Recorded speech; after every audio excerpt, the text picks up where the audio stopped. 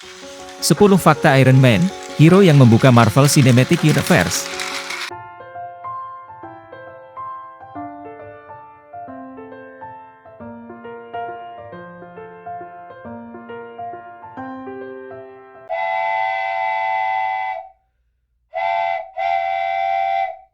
Plurial time. Halo teman-teman, kembali lagi di channel Meranti 360. Kali ini kita akan membahas 10 fakta dari Iron Man, hero yang membuka Marvel Cinematic Universe. 1. Sebelum RDJ jadi pemerannya, aktor seperti Tom Cruise pernah dipertimbangkan. Pernah membayangkan di Marvel Cinematic Universe, bahwa yang menjadi Tony Stark bukanlah Robert Downey Jr. Saya sendiri jujur saja tidak bisa, karena Robert Downey Jr. benar-benar melebur dengan tokoh Tony Stark. Nah ternyata, sebelum Robert Downey Jr., ada nama-nama lain yang direncanakan memerankan Tony Stark di Marvel Cinematic Universe. Mulai dari Tom Cruise, sampai Nicolas Cage, yang memang penggemar komik. Meskipun begitu, Kevin Feige mempercayai Robert Downey Jr. sebagai sang jenius, bilioner, playboy, dan filantropis ini. Hasilnya bisa kita lihat sendiri, kan? 2. Film Iron Man mempengaruhi Iron Man versi komik.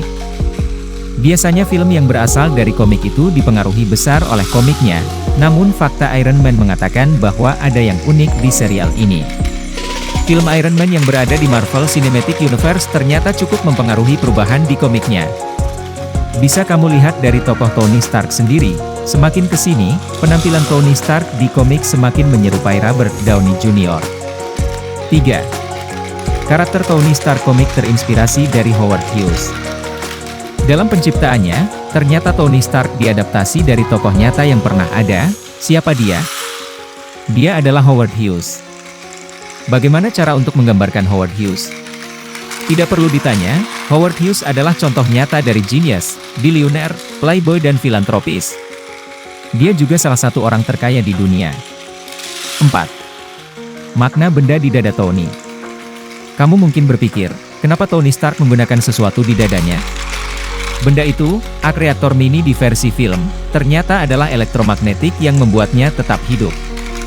Bagaimana cara kerjanya? Di bagian dada Tony Stark, ada serpihan peluru meriam. Posisinya berada di bagian krusial, yaitu di dekat jantungnya. Jika diambil, dia bisa mati. Jika didiamkan, serpihan ini akan masuk lebih dalam ke bagian jantungnya. Dan dia juga akan mati, karena itu sesuatu di dadanya bertugas sebagai penahan, dan harus diganti setiap hari.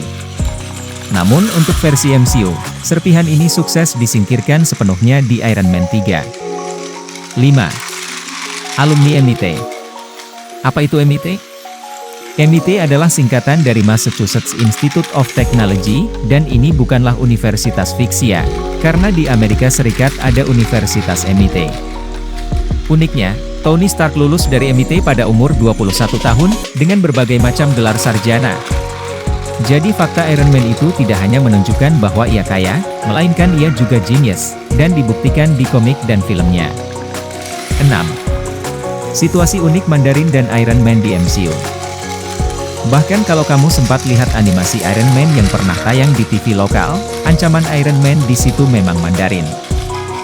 Di Marvel Cinematic Universe, fakta Iron Man juga mengatakan bahwa Mandarin seharusnya dibuat sebagai musuh utamanya. Jon Favreau selaku sutradara sebelumnya pernah mengatakan tentang musuh dari Iron Man ini, namun ketika filmnya tayang, musuhnya justru Obadiah Stane alias Iron Monger.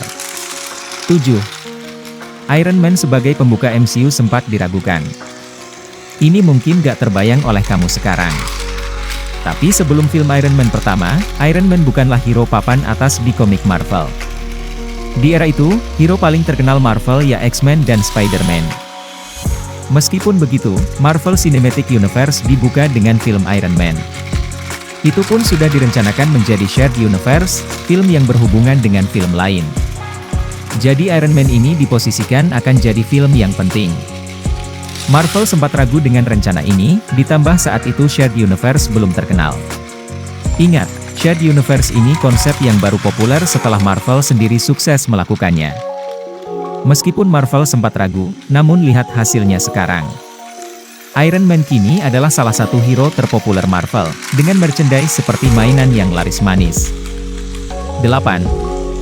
I am Iron Man. Adalah improvisasi RDJ. Ingat adegan itu di film? Ternyata Robert Downey Jr. melakukan improvisasi dengan adegan tersebut. RDJ memang terkenal karena sering melakukan improvisasi dialog ketika menjadi Tony Stark, namun adegan "I am Iron Man" menjadi salah satu yang mengejutkan dan menjadi twist di film. Di komiknya sendiri, Tony Stark mengarang cerita bahwa Iron Man bukan dirinya, melainkan pengawalnya yang akan menemaninya kemanapun. 9. Dihantui trauma berat. Tony Stark versi komik mengalami MDD atau Major Depressive Disorder, dan salah satu pemicunya adalah perbuatan salah yang pernah ia buat, seperti tidak sengaja membunuh penduduk. Kejadian di Civil War, akibatnya Captain America mati, lalu Bidine sekarat, membuat Peter alias Spider-Man jatuh ke lubang hidup terdalam, dampaknya Tony juga yang depresi. Terkadang Tony lari dari masalahnya ini ke alkohol, dan menjadikan depresinya justru semakin parah, bahkan ada komik berjudul Demon in a Bottle yang mengisahkan Tony, melawan alkohol dan rasa depresi yang ia alami. Di Marvel Cinematic Universe, Tony juga sempat dihantui trauma dengan gejala PTSD setelah kejadian di Avengers pertama. Di Iron Man 3, ditunjukkan bagaimana depresinya Tony, bahkan dia bisa sesak napas jika ingat kejadian tersebut. 10. Tony Stark versi MCU mati di Endgame. Iron Man adalah hero yang membuka Marvel Cinematic Universe. Karena itu mengejutkan juga di Avengers Endgame, klimaks dari 3 fase pertama MCU, dia menemui ajal.